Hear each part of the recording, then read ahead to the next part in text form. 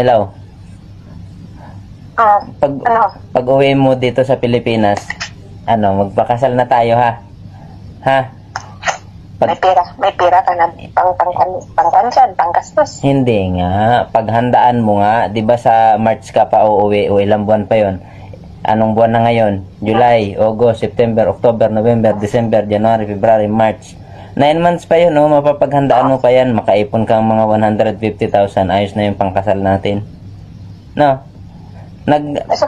Nagtanong-tanong na ako dito kung magkano ang baboy. Meron daw ditong mga mga 120 kilos, mga nasa 20,000. O ibibili tayo mga 6 na baboy.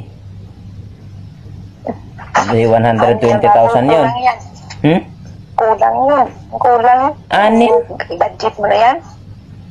Kulang yun. At sabi mo na 150,000. Pag-ipunan mo yun, hindi ako. Hindi, ikaw nga yun. Ikaw nga, Brody. Siyempre, buti nga, swerte mo na sa akin. Papakasalan na kita. Isang ka pa maghahanap ng ganito kagwapo. Tapos papakasalan ka. Wala namang magpakasal sa'yo na ganito kagwapo. Tapos ako yung pakasal ka, tapos ako yung maghahanda. Hindi, wow. Hindi pwede. Kaya nga, wala naman sa'yo magpakasal na ganito kagwapo. Swerte mo na. Tapos ako yung gagastos. Hindi pwede. Hindi na ako yung gagastos. Ikaw bahala ka. Hindi ako magpapakasal. Kung ako lang naman yung ako magpapakasal sa'yo. Swerte mo na nga kasi gwapo. Oh. Magpapagupit ako mamaya. Lalo mo makita yung kagwapuan nito. Ha? Paghandaan mo yung kasal natin ha.